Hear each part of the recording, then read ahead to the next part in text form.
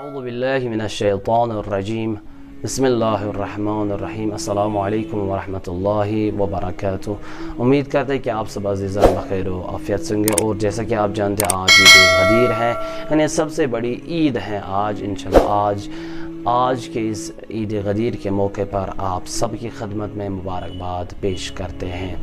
Video شروع کرنے سے پہلے اس تلاوت کچھ منٹوں کی سنتے ہیں، انشاءاللہ اس کے بعد آپ کی خدمت میں حاضر ہوں۔ بسم اللہ الرحمن الرحیم۔ یا ایھا الرسول بلغ ما انزل الیک من ربک وإن لم تفعل فما بلغت رسالته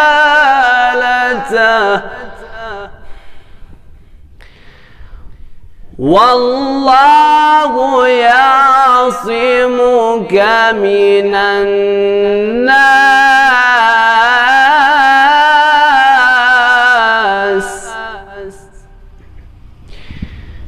ان اللہ لا یہدی القوم الکافرین۔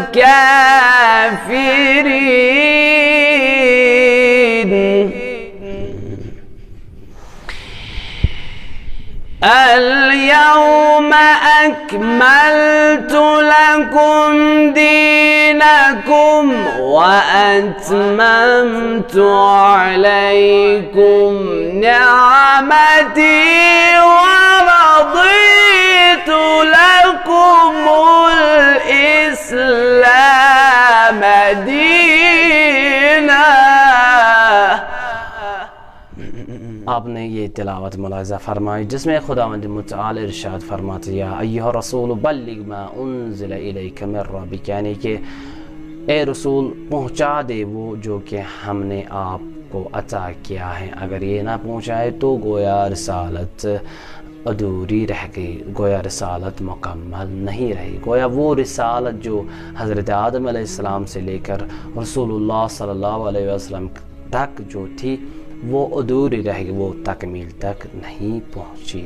تو اس کا مکمل واقعہ جو ہے یہاں پر میں نہیں بیان کروں گا، بلکہ یہاں پر جو آئی کا بٹن شو رہا ہے اس پر آپ کلک کر کے یہ ویڈیو دیکھ سکتے ہیں، اس میں آپ واقعہ عید غدیر خم جو ہے وہ مکمل دیکھ سکتے ہیں۔ جب رسول اللہ صلی اللہ علیہ وآلہ وسلم حج مکمل کر کے واپس آ رہے تو عید غدیر خم جو ایک جگہ ہے وہاں پر وہاں اونٹوں کے کجاؤں کا ممبر بنائے گا، اور وہاں پر حضرت علیہ السلام اور رسول اللہ صلی اللہ علیہ وآلہ وسلم تشریف لے گئے، اور وہاں پر بھی رسول اللہ صلی اللہ علیہ وآلہ وسلم نے خطبہ ارشاد فرمایا۔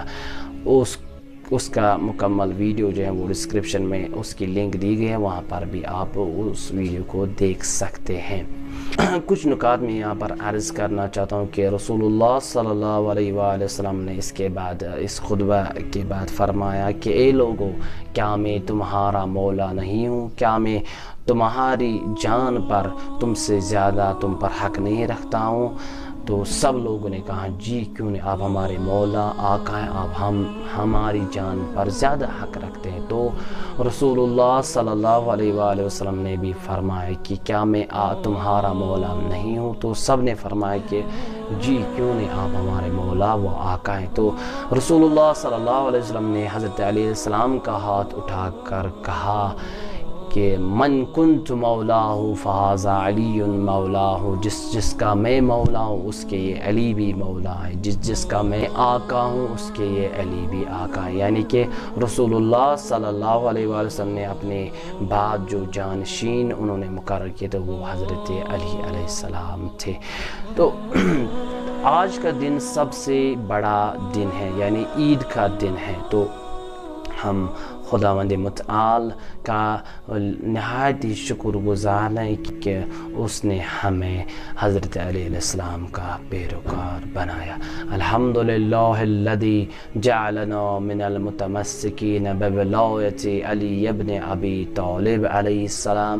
ہم شکر کرتے ہیں اور فخر کرتے ہیں اس خدا کا جس نے ہمیں حضرت علیہ السلام کا پیروکار بنایا. الحمدللہ الذی جعلنا بولایت امیر المؤمنین. الحمدللہ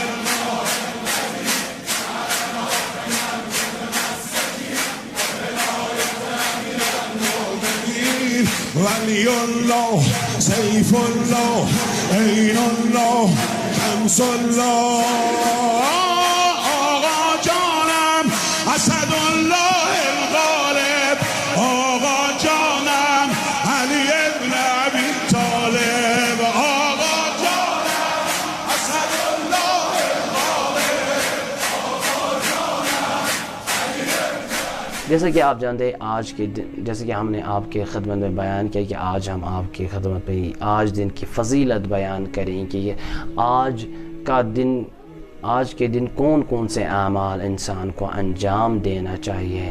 روایت میں آیا ہے کہ کچھ لوگوں نے امام جعفر صادق علیہ السلام سے عرض کی کہ یا امام، کیا عید الفطر، عید الاضحیٰ یا جمعہ کے علاوہ بھی کوئی مسلمانوں کے لیے کوئی عید کا دن ہے؟ تو امام جعفر صادق علیہ السلام نے فرمایا ہاں، سب سے بڑا ان سب سے عید الاضحیٰ، عید الفطر اور جمعہ کے علاوہ سب سے بڑی عید کا دن وہ عید الغدیر ہے.